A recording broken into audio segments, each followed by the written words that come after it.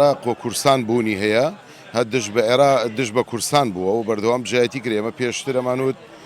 بەڕاستی خەتای حکوومەتی هەرێمی کورسانە کە موچەند نادات لە ئەرزی واقع ئەوانی ئەمڕۆ موچە لە دەستی عێراقە و عێراق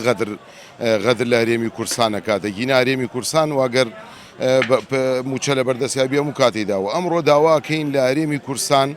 و لەلایەنە حزبیەکان و لەلایەنە سیاسیەکان هەرێمی کورسان بەڕاستی یەکدەنگ بن و یەک ڕەنگ بن و گینا تا بێ ڕۆژ بە ڕۆژ غەدر بەردەوام بێت لەسەر ئاستی هەرێمی کورسان بۆیە داوایان لێکەین یەکگرتوو بن یەک ڕیز بن لە پێناو میلەتی کورسانە. لەوەتی ئەم حکوومەتە عێراقا یەک لە دواییەکەکان دژی کورد بوونا دژی کوردستانێتی کورسان بوونا بەڵام ئێستاکە هەموو خەڵکی کوردستان مزارە و خۆپیشاندانیان نەکرد دژ بە حکوومەتی هەرێمی کوردستان یانوت کاکە موچە نادەن و بوجە نییە و ڕاتبی کەس نادەن ئێستاکە ئەوە سێ مانگ لە مانگی سێەوە نەوتی کوردستان و هەموو گومرگەکان داهاتەکانی کوردستان تەسلیم بە حکوومەتی عێراق کردووە بەڵام حکوومەتی عێراق تاکو ئەم لەحزەیە موچە و بوجەی هەرێمی کوردستان و موچەی فەرمانبەران و مامۆستایان و نانێرێ مەبەستێک لە دوای ئەمەوە هەیە ئەمانە هەر هەموو لەوەتی حکوومەتی عێراق بووە دژمنی کورد بوونە و ئێستاش بەردەوامن لەوەی کە هەر دژمنایەتی کوورد دەکەن و کورد و کوردستانەکەن.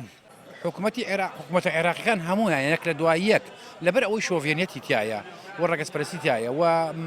هەر ئەوانەی کە ئیتیفاقی سایکسبیکۆ ئەپارێزن ئێمەیان لە سەیدا بەشکرد و ئەی پارێزن و ئێمە شەر لەو دەستی ئەوە ئەناڵێنین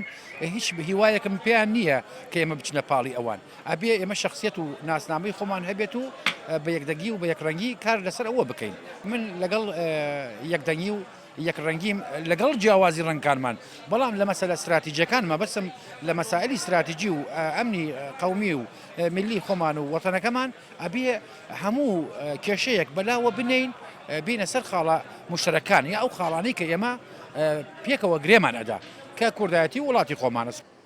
حکوومەتی عێراق بۆ خۆی هەر نەماوە دەوڵەتی عێراقی هەر نەماوە خۆی بۆ بە هەزار پارچەوە ئەسڵ ئەگەر حکوومەتی عێراقی دەژێت دەستی حکوومەتی هەرێمەوە باشتر حکوومەتی هەرێم بەڕێوەی بەرێ ئەژن حکوومەتی عێراقی نەماوە وەکو دەوڵەت من بۆ چوونم وایە من ئەمە قەناعاتی خۆمە وەکو هاوڵاتیکی هەم هەرێمە هەرگیز چاوەڕێی ئەوە نیم حکوومەتی عێراقی مافەکانی گەلی کورد دابین بکات لە هەموو ڕۆیەکەوە بە تایبەتی لە ڕووی ئابووریشۆ ئەمڕۆ کاریگەری تەواوی کردو یعنی سێ مەبەستی بەدەستۆیە حکوومەتی عێراقی کە سێشتی زۆر گرنگەیە مەسلەی اقتصادە مەسلەی دیبلۆماسیەتە مەسلەی هێزی عسکەریە ئەوە تا ئێستا ئەمڕۆ مەسلەی نەوتە کۆنتترۆلی کردووە دەستی خسۆتە بینەقاقای کورد مەسلەی مەعاشات و بودجە و ئەمانەی هەمووی ڕاگرتووە کار لەسەر ئەوەشەکە زیاتر هەرێم بەرەو خنکانن بە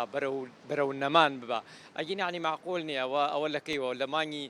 لە مانگی سێوە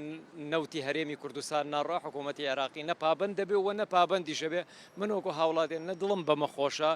و ئەم مانگەش ئەگەر بینێرێ ئەوە ئەم مانگەش نای ئەری مانگەکەی تر ئەی مانگەکەی تر ناینێرە. حکوومەتی عێراقی لە دوای ساڵی 2023 کەوتۆتە ناو قۆناغێکەوە قۆناغی ململانەیەکی سیاسی گەورەی هەرێمی و ئیقلیمی کە ئەجێندای سیاسەتی وڵاتانی دەوروبەر زیاتر لە ناو سیاسەتی ئێستەی ئەو حکومڕانیا جێ بێتەوە ئەمەش کاریگەریەکی گەورەی کردوتە سەر ئەوەی کە نەتوانێت بە تەواوەتی